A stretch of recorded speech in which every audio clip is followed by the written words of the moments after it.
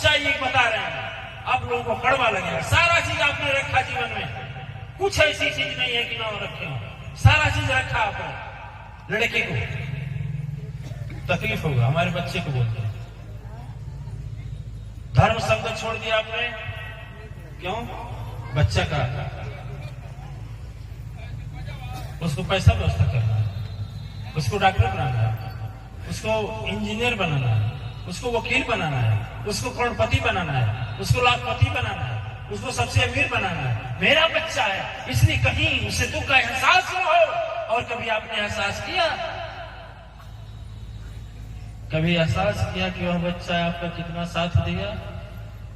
बोलिए, कितनी दिव्य आत्माएं यहाँ पर बैठे हुए हैं जो आज भी उनके बच्चे आंखों में आंसू लाने का काम करते हैं, आंसू पोंछने का काम नहीं। बोलिए, सच है जी, सच है जी। अरे कितने लोग तुम्हारी संतोष शर्म से कहते नहीं है किसी से, सारे हम ऐसे घुट घुट करके जीवन जीते हैं। लेकिन मैं आपसे कहता हूं दिव्य आत्माएं, कहा जाता है जो बोया जाता है वही बोया, जो आज बोते हो आज वही कल पा। इस बात पर हम यही एक बात कहेंगे कि जो भी आपको चीज मिला है, कहीं दिए हैं वही मिला है। और मैं कहूं एक घर की सच्ची घटना दिव्य आत्माएं सच्ची। एक छोटा सा नन्हा बच्चा 5 या 6 साल का खेल रहा था। खेल खेल में गेंद उड़ा और गेंद उड़कर उस बच्चे के घर में उस जगह गया जहां एक अंधेरा घर था जिसमें पशु बांधे जाते हैं। उसमें जाकर उसमें उसके बूढ़ी दादी की टूटी हुई खाट थी और टूटी खाट पर बूढ़ी दादी बैठी हुई थी। उसको खाने के लिए बर्तन थे, मिट्टी के बर्तन थे। मिट्टी के बर्तन से जैसे गेंद लगा, टुकड़े टुकड़े हो गए इसके बर्तन। 6 वर्ष का बच्चा गया। उन नौजवानों को कहते हैं कि जो अपने माता पिता को कहते हैं का कैला बच्चे, तेरा भी बच्चा वही नकल करेगा, वही नकल करेगा जो तू अपने माता पिता के साथ कर रहा है दिव्य आत्माएं। ठीक है।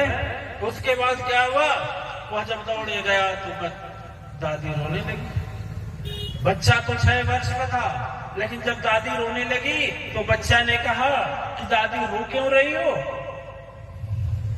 दादी माँ बोली कि बेटा बाबू, तेरी मम्मी इसी में खाना देती है हमको, यदि अब फूट गया तो खाऊंगी किसने?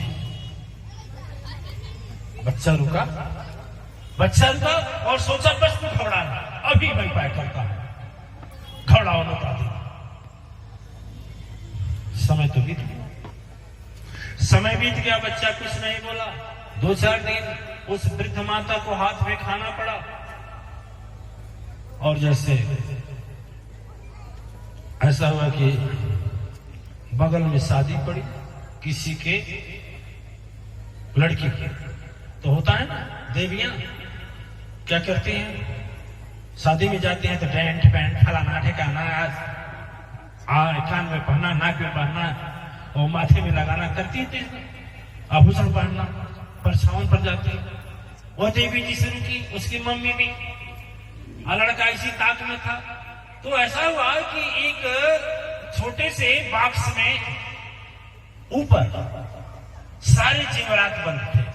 मम्मी जैसे जेवरात खोली और जेवरात को खींची कि अब जेवर को पहन लो, लेकिन टेंट पेंट चेहरा पर हो गया था, कपड़ा भी बढ़िया हो गया था। और जैसे खींची उसमें जैसे खींची तो उसमें से धूल धक्कड़ ईंट छोटे छोटे टुकड़े मिट्टी के बर्तन के जूठ वगैरह मुंह पर पड़ गया।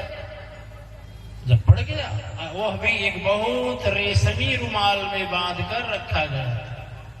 मम्मी समझ गई कि यह किसी का नहीं किसी का करने पकड़ी का चल होगा।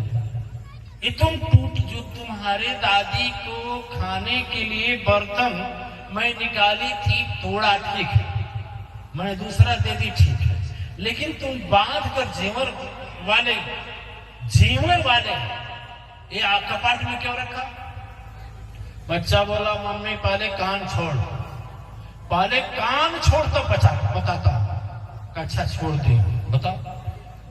कहा मम्मी सुन, हमारे घर का रीति रिवाज है, जो बूढ़ा हो जाता है तो उसको एक घर में डाल देना और वो उसको खाने के लिए मिट्टी का बर्तन दिया जाता है।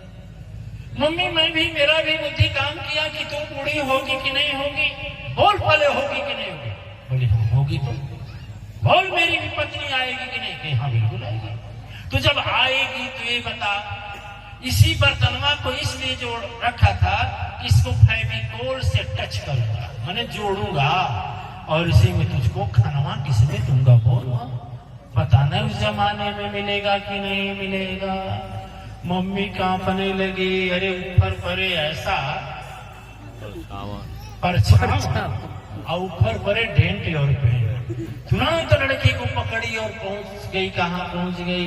सासू माँ के पास गई। कही मम्मी जी आज मेरा यह बच्चा मुझे ज्ञान दे दिया।